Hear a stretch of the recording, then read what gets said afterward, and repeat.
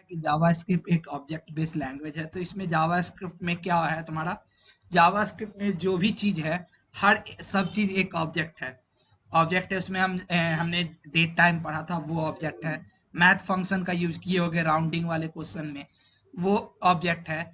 Array हमने पढ़ा था, वो ऑब्जेक्ट्स है। फिर हमने थी और भी अच्छी चीज पढ़ी थी, तो वो सारी ऑब्जेक्ट है। तो ऐसे ही अब जावास्क्रिप्ट के अंदर ये क्या, एचटीएमएल डॉम है।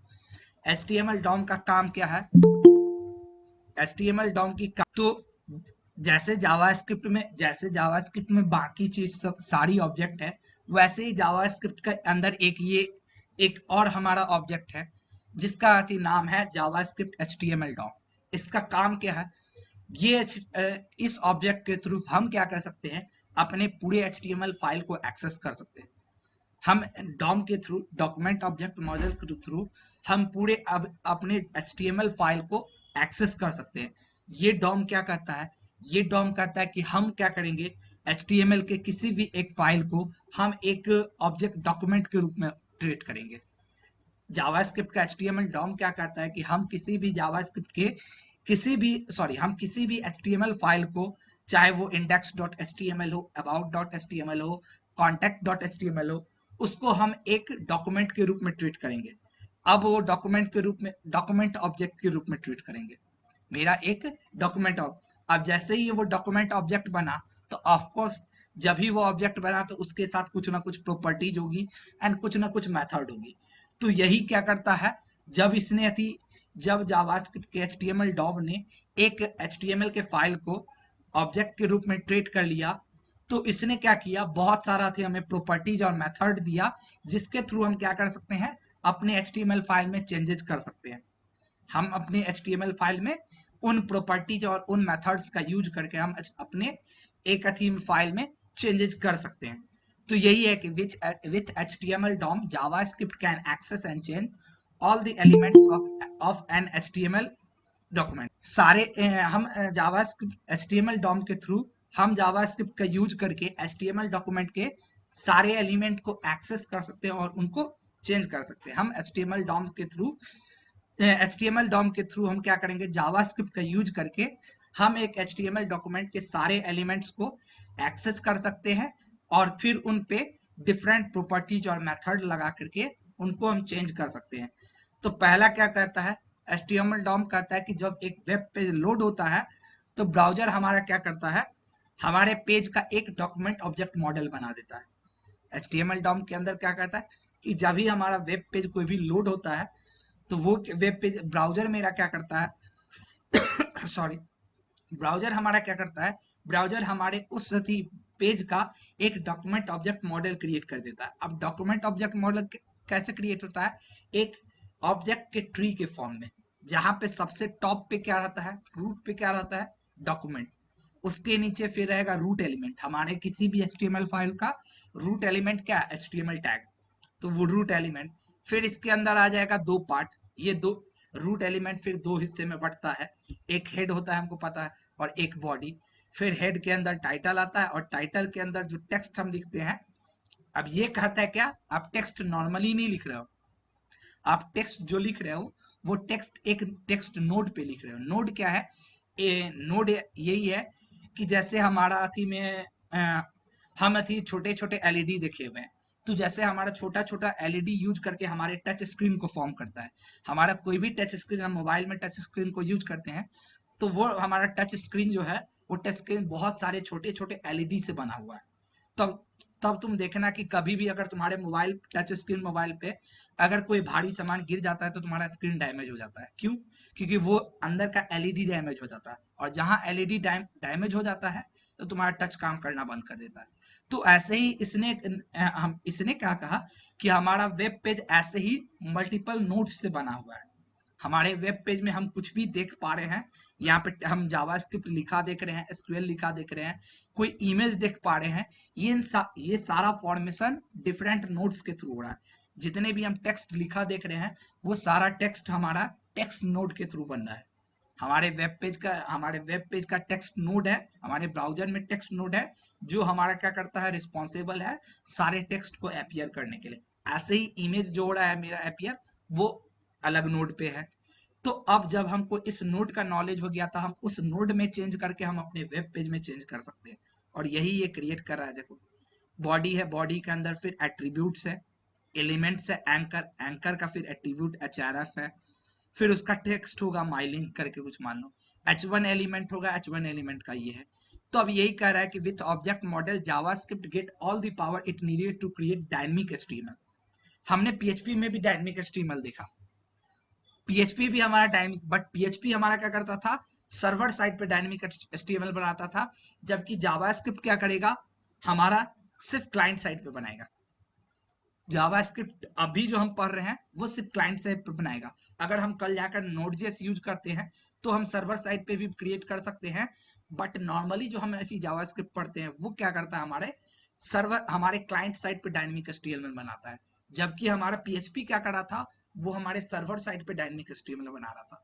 तो यही कह रहा है कि ऑब्जेक्ट मॉडल के थ्रू जावास्क्रिप्ट क्या करता है, वो सारे पावर को गेन करता है जिससे कि वो एक डायनेमिक एचटीएमएल क्रिएट कर सकता है। अब ये क्या क्या कर सकता है, JavaScript can change all the HTML element in the page, ये सारे एक पेज के सारे एचटीएमएल एलिमेंट को चेंज कर सकता है। JavaScript can change all the HTML attribute in the page, किसी भी एचटीएमएल एट्रीब्यूट को चेंज कर सकता है। अभी बैच 1 को देखे होंगे, उन लोग को मैं बैच 1 वाले को दिया गया जावास्क्रिप्ट डॉम से क्या कर सकते हैं, सारे एट्रीब्यूट को, वहां वो इमेज चेंज कैसे कर रहा था, वहां वो हर बार बटन के क्लिक पे मेरा इमेज चेंज कैसे कर रहा था, क्योंकि हम हर बार क्या कर रहे थे, जो इमेज मेरा टैग था, इमेज टैग का एसआरसी एट्रीब्यूट के अंदर का हम वैल्यू को हर बार चेंज कर रहे थे।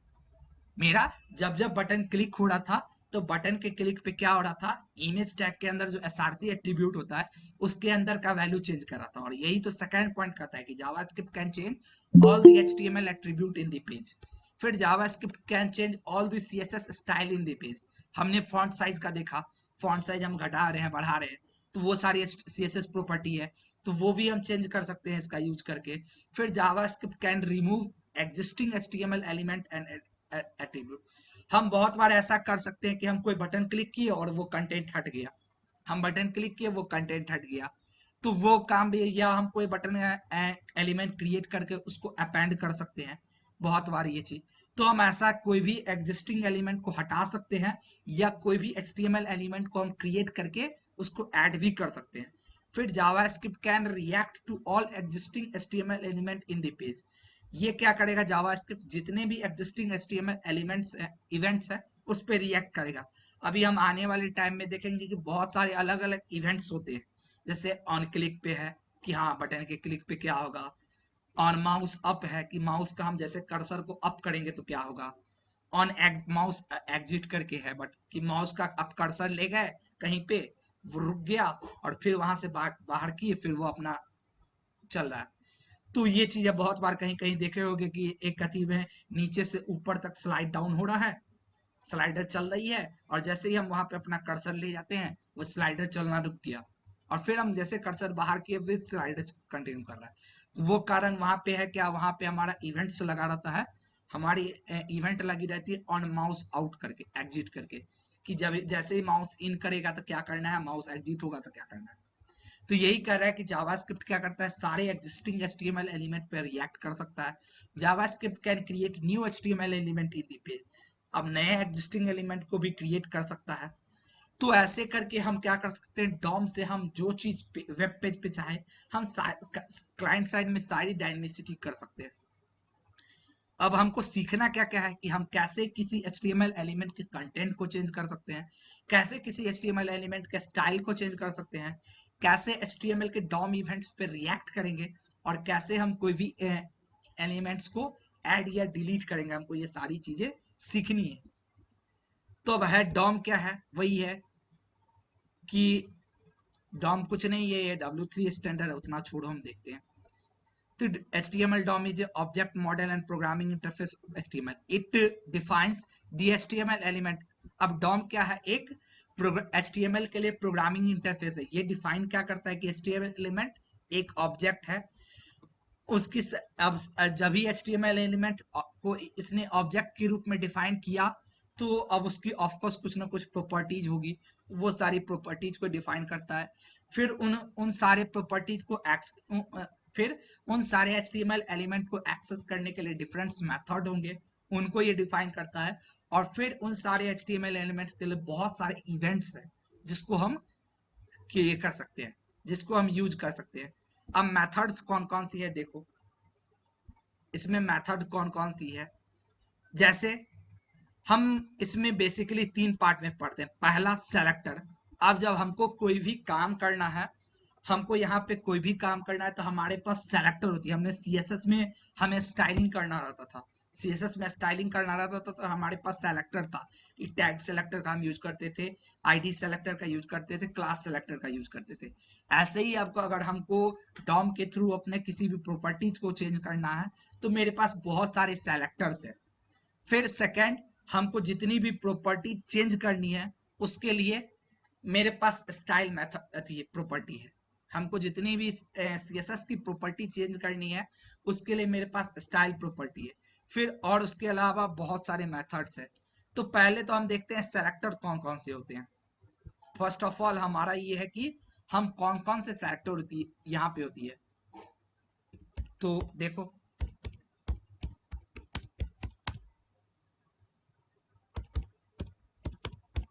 6 प्रकार की सेलेक्टर होती है हमारी। बेसिकली 6 प्रकार की सेलेक्टर होती है। देखो कौन कौन सी है सेलेक्टर। 6 नहीं, सॉरी, 3 प्रकार, 3 या 4 प्रकार की सेलेक्टर होती है तुम्हारी। एक तो होगा तुम्हारा, पहला तो हमको एक है कि gate element by ID। Actually selector नहीं है, इसको हम मेथड ही बोलेंगे, gate element by ID। Last class मैंने जब पढ़ाया था तो हमारा क्या होता है, कैमल केसिंग हमने बताया था उस समय। मैंने इसलिए बोला था वीडियो एक बार देखे लेते, चलो कोई नहीं, मैंने नहीं बोला था। तो कैमल केसिंग क्या था कि हम जब CSS में यूज करते थे तो फॉन्ट साइज को कुछ ऐसे लिखते थे। बैकग्राउंड कलर हम लिखते थे तो बैकग्राउंड और डैश कलर लिखते थे, ये हम कुछ ऐसा लिखते थे। फॉन्ट वेट लिखना है तो हम फॉन्ट वेट ऐसे लिखते थे, फॉन्ट डैश वेट, कुछ ऐसा कर करके हम लिखते थे। बट यहाँ पे ये चीज हमारा इनवैलिड हो जाता है। जावास्क्रिप्ट के अंदर ये सारी चीजें इनवैलिड हो जाती है क्योंकि यहाँ पे ऐसा डैश हमको काम नहीं करेगा। तो यहाँ पे इनको हम कनेक्ट करने के लिए फॉन्ट साइज और ये दो अलग अलग वर्ड है, इन दो अलग अलग वर्ड को हम कनेक्ट करने के लिए क्या करेंगे, तो इस ऐसा दो अलग अलग वर्ड को हमने हमने सी में हमने देखा था। इस सी में हमको अगर दो अलग अलग वेरिएबल को कनेक्ट करना था तो मेरे पास अंडरस्कोर था। हमारे पास सी में दो अलग अलग वेरिएबल को कनेक्ट करने के लिए मेरे पास अंडरस्कोर था, फर्स्ट अंडरस्कोर नेम करके।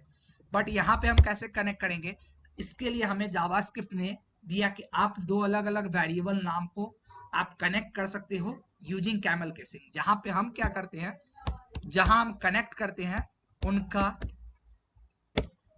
कनेक्टिंग वर्ड जो सेकेंड वर्ड है, सेकेंड वर्ड का पहला लेटर को हम कैपिटल कर देते हैं। कैमल केसिंग में हम क्या करते हैं कि हम जो दो कनेक्टिंग वर्ड है उस दो कनेक्टिंग वर्ड में सेकेंड वर्ड के पहले लेटर को हम कैपिटल कर दिए। तो ये जो मैंने लिखा फॉन्ट साइज, ये हम कहेंगे कि हमने इसको कैमल केस में का यूज करके लिखा। ऐसे ही बैकग्राउंड कलर का हम लिखेंगे बैकग्राउंड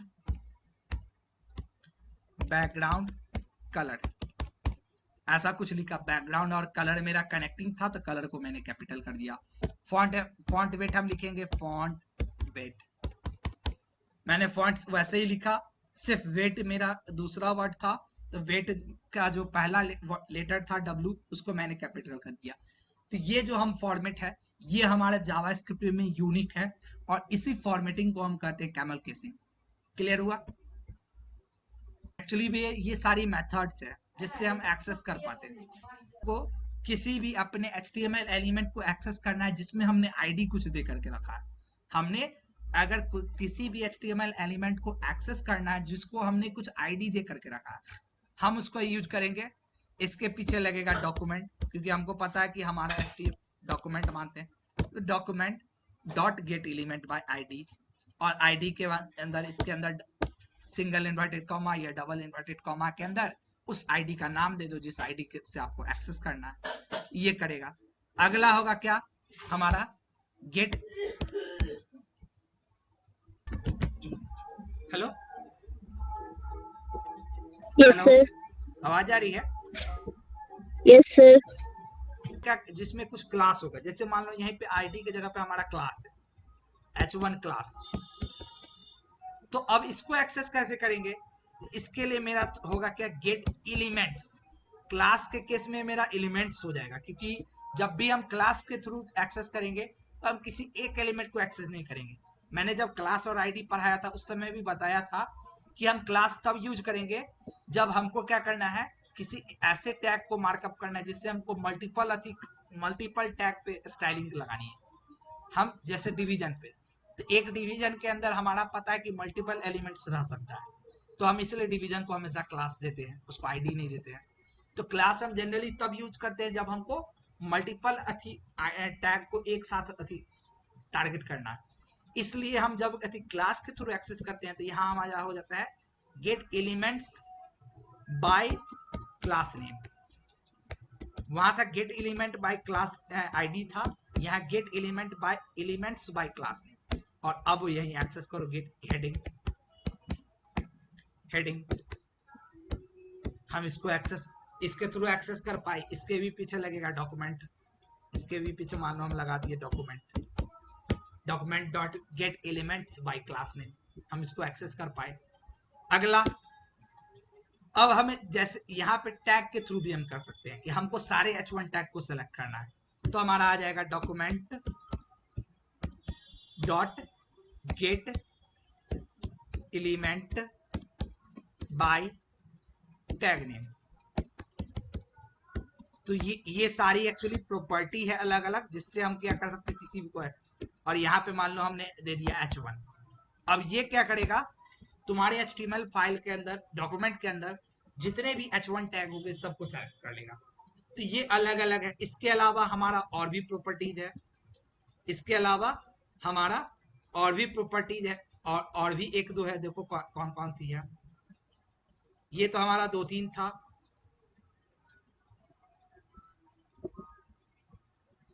देखो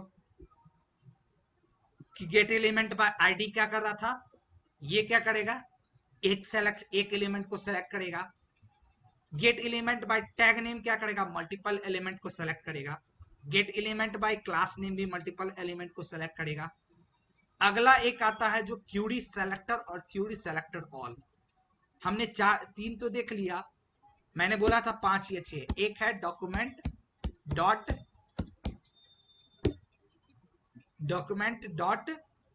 क्यूरी सेलेक्टर। अब ये क्या करेगा, किसी स्पेसिफिक क्यूरी को सेलेक्ट करेगा। हमने कुछ क्यूरी लगा के रखा होगा, उसको ये सेलेक्ट करेगा क्यूरी सेलेक्टर। और डॉक्यूमेंट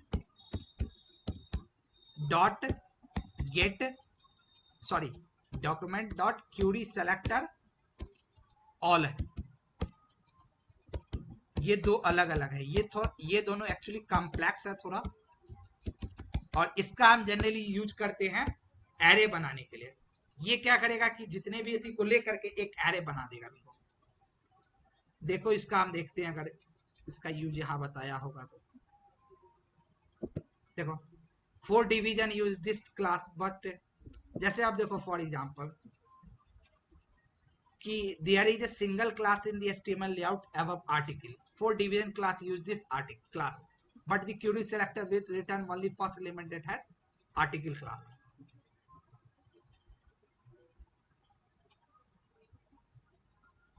ओके इसको छोड़ो, ये थोड़ा कॉम्प्लेक्स है, ये हम अभी छोड़ करके चलते हैं, ठीक है।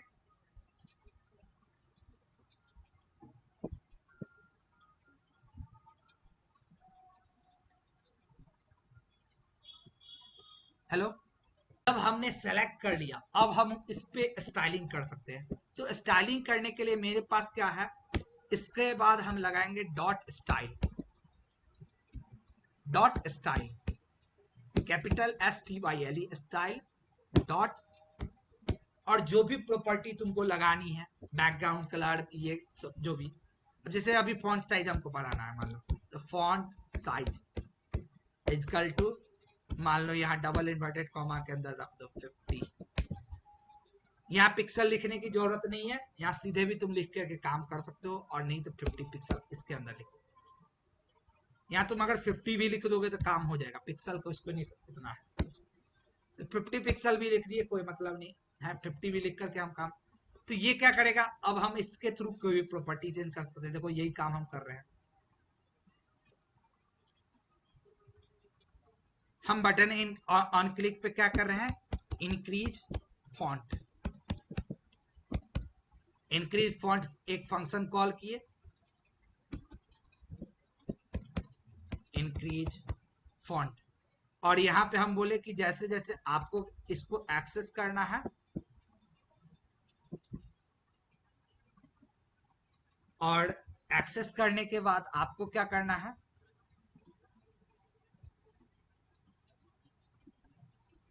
तुमने जितनी भी सीएसएस की प्रॉपर्टी पढ़ी है वो सारी सीएसएस की प्रॉपर्टी तुम यहाँ लगा सकते हो।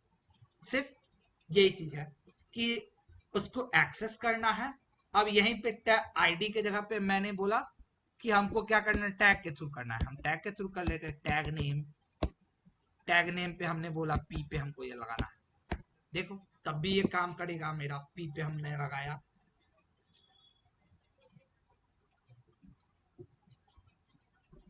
ओके,